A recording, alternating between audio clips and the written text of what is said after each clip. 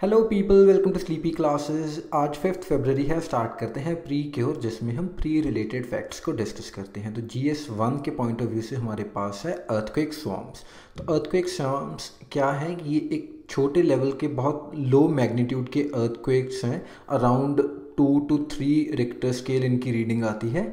But इनके आने के बाद कोई ऐसे बड़ा अर्थक्वेक नहीं आता, ज़्यादा मैग्नीट्यूड का अर्थक्वेक नहीं आता। इसीलिए ये डिफरेंट हैं जो हम आफ्टर शॉक या फोर शॉक पढ़ते हैं अर्थक्वेक्स के कॉन्टेक्स्ट में, कि कुछ पहले छोटे ट्रेमर्स फील होते हैं हमें, उसके बाद लेकिन एक बड़ा अर्थक्वेक आता है। इसीलिए इनको अर्थक्वेक स्वॉर्म्स बोला जाता है। That is why they are different from जो aftershock and foreshock as well as जो हमारा नॉर्मल अर्थक्वेक है उससे।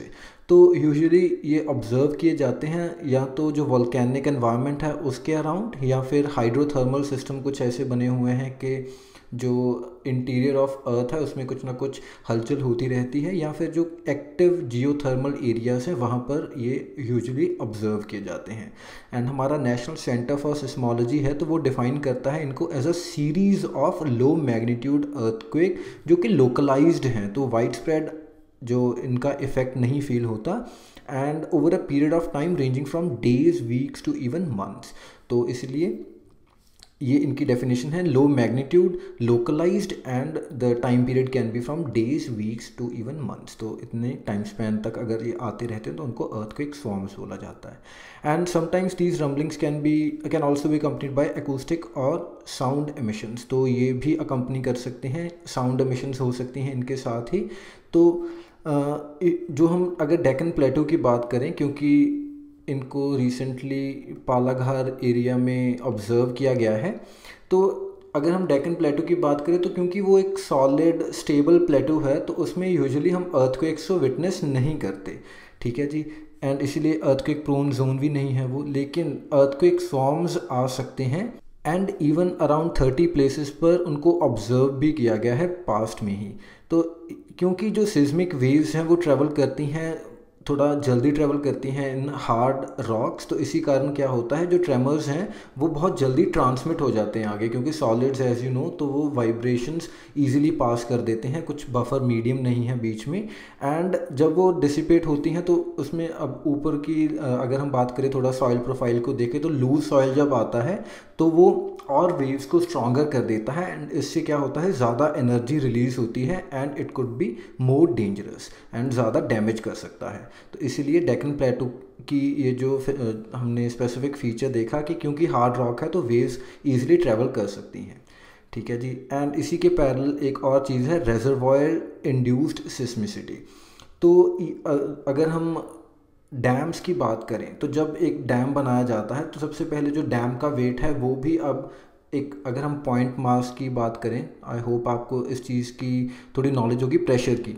तो pressure is force per unit area. तो अब हमने बहुत ज़्यादा जो फोर्स है वो एक ही जगह पर कंसंट्रेट कर दिया, तो जो इसके नीचे वाला सरफेस होगा वो थोड़ा फ्रेजाइल हो जाएगा। क्यों? क्योंकि एक तो बहुत हैवी स्ट्रक्चर बना दिया हमने यहाँ पर, एंड उसके बाद अब उसने इतना सारा जो वाटर है वो भी स्टोर करके रखा है पीछे। तो अब वाटर का भी वेट नीचे उसी एक लिमिटेड एरिया पर पड़ेगा, लैंड एरिया पर पड़ेगा, तो इसीलिए वो जो नीचे की सरफेस होगी वो फ्रेजाइल हो जाती है।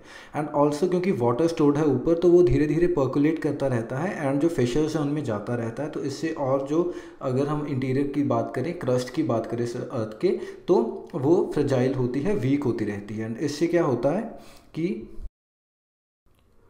ये जो अर्थ सरफेस वीक हो गई है, ये अपनी एनर्जी रिलीज़ करती है in the form of an earthquake. तो ये अर्थ को जो रेजर्वॉयर इंड्यूस्ड या फिर डैम इंड्यूस्ड सिस्मिसिटी यानी अर्थक्वेक की अगर हम बात करें, तो इसका हमारे पास एग्जांपल है कोयना अर्थक्वेक है 1967 का, जिसके ऊपर अभी तक रिसर्च चल रही है कि इसकी वजह से एक डैम की वजह से वहाँ पर अर्थक्वेक आ गया था।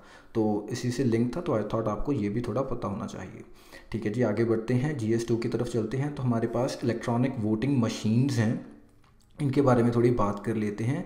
तो these are just like a calculator. कैसे कि इनको एक तो सिर्फ अपनी जो वोट्स हैं, उन जो पोस्टेड वो जो पोल्ड वोट्स हैं उनको कैलकुलेट करना है, एंड जो एब्सोल्यूट नंबर है वो बताना है। इनको कोई वास्ता नहीं कि कैंडिडेट का क्या नेम है, या ऐसी कोई प्रोग्रामिंग नहीं है इनकी। ठीक है जी। तो सिर्फ कैलकुलेटर बेस्ड बटन दबाया and we get a added result, तो सिर्फ यही इनका काम है। तो इसलिए एक तो ये चीज़ है कि ये हैक नहीं की जा सकती क्योंकि वैसा प्रोग्राम ही नहीं है इनका। ठीक है जी, रिटर्निंग बैक। तो it has a control unit, a balloting unit and VVPAT. तो तीन कंपोनेंट्स हैं। अब प्रेजेंटली पहले दो ही हुआ करते थे। तो कंट्रोल यूनिट जो है वो जो पोलिंग ऑफिसर है उसके पास है। बैलेटिंग यूनिट जहाँ पर जो पर्सन वोट करने जा रहा है वहाँ पर जाकर बैलेट दबा रहा है, बटन दबा रहा है, तो बैलेटिंग यूनिट वो है। एंड वीवीपैट एक छोटी सी मशीन है जिसमें हमें दिखाता है कि किसको वोट डाली गई है, तो प्रिंटेड फॉर्म में। तो जो ईच बैलेटिंग यूनिट है उसके ऊपर 15 कैंडिडेट्स को वोट करने के ऑप्शन है हमारे पास। 15 बटन्स कैंडिडेट्स के हैं एंड एक नोटा बटन है। तो इन टोटल 16 बटन्स हैं एक इलेक्ट्रॉनिक वोटिंग मशीन के ऊपर। एंड इसके अगर हम फीचर्स की बात करें कि ये स्टैंड अलोन मशीन है। ठीक है जी, किसी और इंफ्रास्ट्रक्चर की, किसी इंटरनेट कनेक्टिविटी की इसको कोई ज़रूरत नहीं है, ना ही कोई और सपोर्टिंग इंफ्रास्ट्रक्चर चाहिए इसको। अपने आप में ही ये कंप्लीट मशीन है, control unit and balloting unit along with VVPAT के साथ। एंड ना ही इसमें कोई रेडियो फ्रिक्वेंसी के ट्रांसमीटर्स या रिसेप्टर्स लगे हुए हैं, तो इसीलिए जो वायरलेस कम्युनिकेशन है वो भी नहीं हो सकती इससे। तो again it is hack proof.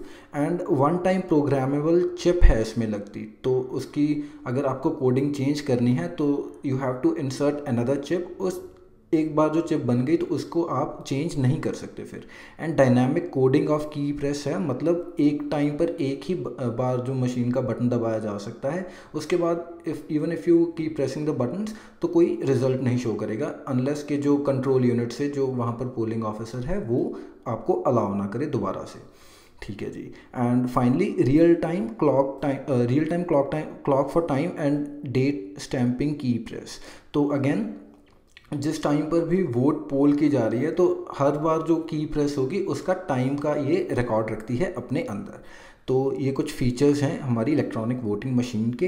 And जो चिप्स हैं इनमें लगती हैं, जो वन टाइम प्रोग्रामेबल चिप्स हैं वो इंडिया में नहीं बनती, तो हम इंपोर्ट करते हैं उनको कहाँ से, जापान से and USA most probably, most likely I should say. ठीक है जी। The entire process of source coding of chips is done by BEL। तो जो चिप्स हैं वो इंपोर्ट की जाती हैं जापान एंड यूएसए। एंड जो लेकिन उनकी प्रोग्रामिंग है, जो सोर्स कोडिंग है, वो Bharat electronics limited and electronics corporation of India limited, ये दो PSUs हैं। तो ये काम उनके सॉफ्टवेयर का दो हमारे PSUs करते हैं। ठीक है जी। ब्लैंक चिप्स को इंपोर्ट किया जाता है and BEL and ECIL program them. इसके बाद अब प्रेजेंटली जो मशीन्स यूज़ हो रही हैं they are M3 version, M3 EVM machines. तो जो सबसे पहले थी M1, उसके बाद M2 में हमने क्या फ़ीचर ऐड किया कि हमने डेट एंड टाइम स्टैम्प उसमें इंट्रोड्यूस किया एंड इसमें डायनामिक प्रेस को थोड़ा और एनहेंस कर दिया गया है। एंड अब ये टेम्पर प्रूफ हो गई हैं कि अगर दोबारा से कुछ छेड़छाड़ की गई तो मशीन वोंट वर्क। तो ये अब नया फीचर इसमें है। एंड जो सोर्स कोड है उसको वेरीफाई करती है टेक्निकल एक्सपर्ट कमिटी TEC। जो single one time programmable source code है वो सभी सेट्स जो हैं हमारे पास EVMs के विद द मल्टीपल वर्जन्स उनमें यूज़ होता है। एंड इनफैक्ट जो वीवीपैट का सोर्स कोड है वो भी इंडिया में ही किया जाता है। तो वीवीपैट के बारे में थोड़ा देख लेते हैं। जो हमारा EVM है ये एक इलेक्ट्रॉनिक डिवाइस है, लेकिन जो वीवीपैट है ये मैकेनिकल डिवाइस है, मतलब इसको प्रिंटिंग करनी है। तो इसलिए थोड़ा ये वल्नरेबल है टू एरर। एंड इनफैक्ट हमने दो जो ट्रायल्स लिए थे वीवीपैट के उनमें दे परफॉर्म्ड मिजरेबली, क्योंकि कुछ इनका हीट एंड कोल्ड के ये सेंसिटिव हैं। तो जब एक्सट्रीम टेम्परेचर में थोड़ा ये पड़ी रहती हैं तो द मशीन में नॉट फंक्शन दैट अप्रोप्रिएटली। तो जो वीवीपैट है ये एक एडिशनल यूनिट है जिसको हम EVM से अटैच करते हैं। एंड इस पर लिखे हैं ये प्रिंट करता है स्मॉल स्लिप्स ऑफ पेपर जो कि कैंडिडेट का सिंबल, उसका नाम एंड उसका सीरियल नंबर उसके ऊपर प्रिंटेड होता है। लेकिन वोटर का नाम या वोटर नंबर वैसा कुछ नहीं लिखा होता, सिर्फ ये 3 चीज़ें लिखी होती हैं। जो वोटर है उसको 7 सेकंड के लिए ये चीज़ दिखती है एंड इसके बाद it falls into the box below. ठीक है जी। तो अगेन फिर वो क्रॉस चेकिंग के लिए अगर कोई ज़रूरत पड़े तो उसके लिए रख लिया जाता है उस बॉक्स को। तो मोर ओवर एक मैं और आपको चीज़ बताना चाहूँगा कि जो हमारा बैलेटिंग यूनिट है हमने पीछे देखा था जिसके ऊपर जो वोटर है वो बटन दबाएगा, तो उसमें जो सीक्वेंस है कैंडिडेट्स की वो सबसे पहले नेशनल पार्टीज़ जो हैं उनके जो भी कैंडिडेट्स हैं उनकी अल्फ़ाबेटिक ऑर्डर वाइज उनकी सीक्वेंस लगती है। उसके बाद जो स्टेट पार्टीज़ हैं उनके कैंडिडेट्स की अल्फ़ाबेटिकल ऑर्डर के वाइज लगती है, एंड फाइनली जो हमारे इंडिपेंडेंट कैंडिडेट्स हैं उनके नाम लगते हैं अल्फ़ाबेटिकल ऑर्डर वाइज। ठीक है जी, तो इन अ वे 3 ग्रुप्स में नाम लगाए जाते हैं। तो ऐसे फॉर्डर पॉइंट है अगर कभी काम आ जाए तो। ठीक है जी, आगे बढ़ते हैं, GS3 की तरफ चलते हैं। हमारे पास है एंजल टैक्स। तो एंजल टैक्स का मतलब क्या है कि ये एक तरह से इनकम टैक्स है। कैसे कि सपोजिटली किसी भी कंपनी के जो शेयर्स हैं, यूजुअली ये स्टार्टअप्स के केस में ही होता है कि जो उनका शेयर प्राइस है उसके ऊपर अगर किसी पर्सन ने उस कंपनी में इन्वेस्ट कर दिया शेयर प्राइस से ऊपर, तो या आई शुड से जो फेयर मार्केट वैल्यू है उससे ऊपर अगर कोई पर्सन इन्वेस्ट कर रहा है, तो जो हमारे टैक्स अथॉरिटीज़ हैं वो उस चीज़ को एक तरीके से उस कंपनी की इनकम ले लेते हैं एंड उसको टैक्स कर देते हैं। सपोजिटली अगर 10 रुपये किसी कंपनी की फेयर मार्केट वैल्यू थी किसी स्टार्टअप की, एंड किसी पर्सन ने 15 रुपये उसमें इन्वेस्ट कर दिए लुकिंग फॉरवर्ड कि ये जो आइडिया है, ये स्टार्टअप है, अच्छा परफॉर्म करेगा इन फ्यूचर, तो I should take a bigger stock या फिर आई शुड हैव अ से इन दिस कंपनी। तो वो जो ऊपर के 5 रुपये हो गए उसको इनकम की तरह ट्रीट किया जाएगा उस कंपनी की, ना कि एज एन इन्वेस्टमेंट। तो इसके ऊपर टैक्स लगता है, इसलिए इसको एंजल टैक्स बोला जाता है। क्यों? क्योंकि यूजुअली जो कंपनीज़ हैं वो स्टार्टअप्स ही इसके वजह से इन्फ्लुएंस्ड हैं, तो इसलिए इसको एंजल टैक्स बोला जाता है। एनीवे, जो एक्सेस रियलाइजेशन है उसको इनकम की तरह ट्रीट करते हैं एंड उसको टैक्स करते हैं अकॉर्डिंगली। एंड ये जो प्रोविज़न है ये 2012 के बजट में लेकर आए थे हमारे उस वक्त के फाइनेंस मिनिस्टर प्रणब मुखर्जी, ताकि जो लॉन्डरिंग हो रही थी फंड्स की या सस्पेक्टेड लॉन्डरिंग थी उसको रोका जा सके। तो मेजर, क्योंकि स्टार्टअप्स को इंडिया में ये थोड़ी प्रॉब्लम है कि स्टार्टअप्स को कुछ इस तरह की नज़र से ही देखा जाता है। अदरवाइज़ अगर हम यूएस की बात करें तो जो इन्वेस्टर है, जो स्पेशली एंजल इन्वेस्टर्स हैं, उनको टैक्स बेनिफिट्स मिलते हैं अगर वो यूएस में किसी स्टार्टअप में इन्वेस्ट कर रहे हैं, ताकि जो स्टार्टअप है वो भी थोड़ा ग्रो कर पाएँ। बट इंडिया में उल्टा हो रहा है कि हम उनके ऊपर टैक्स लगा रहे हैं। तो coming back, the startups where the total investment including funding from angel investors did not exceed rupees 10 crore are exempt। तो लेकिन एग्जेम्पशन रखी हुई है एंजल टैक्स से। अगर आपके जो स्टार्टअप में टोटल इन्वेस्टमेंट 10 करोड़ से कम है तो then you are exempted, and exemption would apply only when the angel investor had a minimum net worth of rupees 2 crore. तो एंजल इन्वेस्टर का भी जो नेटवर्थ है वो it should be less than 2 crore, तभी आपकी ये जो एग्जेम्पशन है आपको मिल पाएगी। एंड अगर हम स्टार्टअप की बात करें तो स्टार्टअप बोलते किसको हैं, तो जो हमारा department of intellectual property and promotion है डिप, तो उसके अकॉर्डिंग जो कंपनीज़ 7 साल से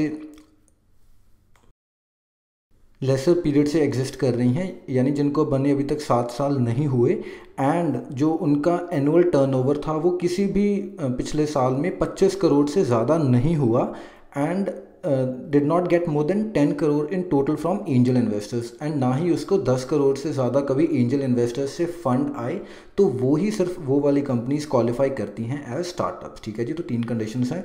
एक तो 7 साल से कम आपकी कंपनी की एज होनी चाहिए, 25 करोड़ से ज़्यादा आपका किसी भी पिछले साल में नेटवर्थ या टर्नओवर नहीं होना चाहिए, इनफैक्ट टर्नओवर नहीं होना चाहिए, sorry not net worth, turnover, and 10 crore से ज़्यादा आपको कभी किसी इन्वेस्टर ने आप में इन्वेस्ट नहीं किया, then you are qualified to be a startup. ठीक है जी, इसी के पैरेलल अब हम एंजल इन्वेस्टर के बारे में भी जान लेते हैं। तो जो हमारी सेबी है वो एंजल इन्वेस्टर्स को, उन लोगों को एंजल इन्वेस्टर मानती है जो कि या तो पर्सन या फिर इंडिविजुअल और कंपनी, तो दोनों को ही एंजल इन्वेस्टर माना जा सकता है। Individual can also qualify and company can also qualify, can be qualified as angel investor, जो कि इन्वेस्ट कर रहे हैं इन एंजल फंड्स। एंड ये कुछ कंडीशंस हैं जिनको सेटिस्फाई कर रहे हैं। सबसे पहली कंडीशन क्या है कि जो इंडिविजुअल इन्वेस्टर है who has net tangible assets of at least 2 crore rupees excluding value of his principal residence and who has early stage investment experience, has experience as a senior entrepreneur and is a senior management professional with at least 10 years of experience। तो individual के case में क्या condition है कि जो आपका net tangible asset है उसकी वैल्यू 2 करोड़ रुपए से कम होनी चाहिए, एंड इसके साथ साथ excluding value of his principal residence, तो उसके घर की कीमत को छोड़कर अदरवाइज जो उसका नेट टेंजिबल एसेट है वो 2 करोड़ से कम होना चाहिए। एंड अर्ली स्टेज में मतलब इससे पहले भी उन्होंने कभी इन्वेस्ट किया होना चाहिए किसी कंपनी में, स्पेशली एंजल इन्वेस्टर की तरह। एंड एक्सपीरियंस होना चाहिए as a senior entrepreneur and senior management professional होना चाहिए उनको with at least 10 years of experience. तो ये कंडीशंस तो हैं जो इंडिविजुअल को एंजल इन्वेस्टर बनना है। एंड जो एक बॉडी कॉर्पोरेट है उनको अगर इन्वेस्टर बनना है एंजल इन्वेस्टर, तो उनका जो नेट वर्थ है वो होना चाहिए एटलीस्ट ₹10 करोड़। तो ये कंडीशंस रखी हैं सेबी ने। एंड जो ऑल्टरनेट इन्वेस्टमेंट फंड हैं उनके under they need to register, या जो वेंचर कैपिटल फंड है उसके through they have to register. तो अगर हम angel investor and venture capitalist में थोड़ा डिफरेंशिएट करने की ट्राई करें तो एंजल इन्वेस्टर वो पर्सन है जो ना उस आइडिया से तो इन्फ्लुएंस्ड है जो स्टार्टअप का आइडिया है, लेकिन उसको उस कंपनी में उस स्टार्टअप में कोई ऐसे मैनेजमेंट रोल नहीं चाहिए। He is relying on the services of the people who have started the business. लेकिन वेंचर कैपिटलिस्ट कौन होता है, जिनको कमाना तो प्रॉफिट ही है, they are also influenced by the idea, लेकिन वो थोड़ा मैनेजमेंट में भी रोल प्ले करते हैं। तो इसीलिए जो दोनों चीज़ें डिफरेंट हैं, angel investor and venture capitalist. ठीक है जी। तो unlike venture capitalist they use their own personal savings, and ये भी एक पॉइंट ऑफ डिफरेंस है कि venture capitalist may not be using their own personal savings, लेकिन एंजल इन्वेस्टर के लिए ये एक ऐसे थंब रूल सा है कि वो अपनी पर्सनल सेविंग्स लगा रहे हैं किसी स्टार्टअप फर्म में। एंड बट उनके जो बोर्ड ऑफ डायरेक्टर्स हैं उसमें इंटरेस्ट नहीं दिखा रहे, they are insistent on membership in the board, they are not being insistent, sorry. ठीक है जी। इसके बाद हम ह्यूमन पैपिलोमा वायरस के बारे में जानते हैं। तो ये एक वायरल इन्फेक्शन है of the reproductive tract, and usually कब पिक्चर में आती है, जब जो both men and women they have become sexually active. ठीक है जी। एंड सेक्शुअली ट्रांसमिटेड ये एक वायरस है, बट ज़रूरी नहीं कि पेनिट्रेटर सेक्स होना ही चाहिए। स्किन टू स्किन अगर जेनिटल कांटेक्ट है उसके बाद भी ये वायरस ट्रांसमिट हो सकता है।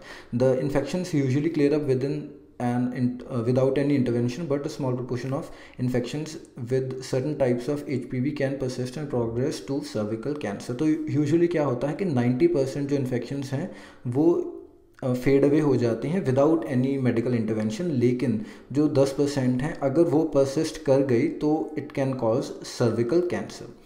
एंड ग्लोबली अगर हम सर्विकल कैंसर के थोड़े फिगर्स देखें तो ये फोर्थ मोस्ट फ्रीक्वेंट कैंसर है विमेन में। एंड अगर इंडियन विमेन को देखें तो it is second most frequent, तो ये कहना है WHO का। एंड जो HPV है, जो ह्यूमन पैपिलोमा वायरस है, ये 2 तरह के ऐसे प्रोटीन्स प्रोड्यूस करता है जो हमारे ट्यूमर सप्रेसिंग जीन्स जो हैं सेल्स में उनको स्विच ऑफ कर देते हैं। एंड इससे क्या होता है, एबनॉर्मल ग्रोथ होता है हमारी सर्विकल लाइनिंग में विमेन की, and it can lead to cancer. ठीक है जी। तो HPV जो वैक्सीन है अब presently it has become the part of universal immunisation programme of India, and it would be served free to 9 to 14 years age girls. तो 9 से 14 years की एज की जो लड़कियां हैं उनको यूनिवर्सल इम्यूनाइजेशन प्रोग्राम के तहत ये वैक्सीन जो है ये फ्रीली एडमिनिस्टर की जाएगी। मोरओवर जो इसको UIP में इंक्लूड करने के पीछे भी काफ़ी कंट्रोवर्सी रही है HPV वैक्सीन को, लेकिन all the way it is turning again and again वही चीज़ कि इसके कुछ साइड इफ़ेक्ट्स हैं, शायद ऐसा बोला जा रहा है अभी, लेकिन मेडिकली प्रूवन नहीं है। एनीवे, जो HPV वैक्सीन है ये सर्विकल कैंसर को बनाती है 1 of the 2 vaccine preventable cancers. तो सिर्फ 2 ही कैंसर्स हैं जिनको वैक्सीन के थ्रू प्रिवेंट किया जा सकता है, एक सर्विकल कैंसर सॉरी, एंड दूसरा है हमारे पास कैंसर ऑफ लिवर। इसको हेपेटाइटिस B की वैक्सीन के थ्रू हम प्रिवेंट कर सकते हैं, कैंसर ऑफ लिवर को एंड सर्विकल कैंसर को थ्रू HPV वैक्सीन। जो वैक्सीन है अगर हम विमेन की बात करें तो 9 to 26 ईयर्स तक की एज तक हम इसको एडमिनिस्टर कर सकते हैं, इन लोगों को दे सकते हैं, इस टाइम तक ये इफ़ेक्टिव रहेगी। बट जो प्री एग्जिस्टिंग इन्फेक्शन है उसको ये क्योर नहीं कर सकती, लेकिन अगर आपने before the initiation of sexual activity अगर दे दिया तो इट वुड बिकम इफेक्टिव। ठीक है जी, तो पहले की इन्फेक्शन को ये नहीं ठीक कर सकती, लेकिन आगे वाले के खिलाफ ये थोड़ा ऐसे डिफेंस क्रिएट कर सकती है। The vaccine has been in controversy because of suspicions that they can be causing a trip of rare illnesses. तो वैक्सीन काफ़ी टाइम से ये ऐसे अभी मेडिकली प्रूवन नहीं है, फैक्चुअली प्रूवन नहीं है, लेकिन ऐसा माना जा रहा है कि इसकी वजह से 3 ऐसे ट्रायो है, ये 3 इलनेसेस का, रेयर इलनेसेस हैं। एक तो है POTS which is postural orthostatic tachycardia syndrome, जिससे होता क्या है, abnormal increase in heart rate when patient stands up. तो एक तो ये डिजीज़ होने का, ये सिंड्रोम होने का खतरा है इससे, ऐसा अभी फैक्चुअली प्रूवन नहीं है लेकिन माना जा रहा है। ठीक है जी। कॉम्प्लेक्स रीजनल पेन सिंड्रोम है, जिससे सिवियर पेन होती है लिम्स में, एंड क्रॉनिक फटीग सिंड्रोम है, जिससे टायर्डनेस होती है, debilitating tiredness that leaves patient unable to function normally. तो ये 3 जो हमारे सिंड्रोम्स हैं ये लिंक्ड हैं टू द HPV वैक्सीन, लेकिन इसके ऊपर अभी जो डॉक्टर्स हैं, साइंटिस्ट्स हैं, उनकी डिबेट चल रही है। तो अगेन थोड़ा मुझे इंपॉर्टेंट लगा, तो I thought you should know this thing. So that is all for today, thank you for watching. मिलते हैं हम कल, बाय बाय।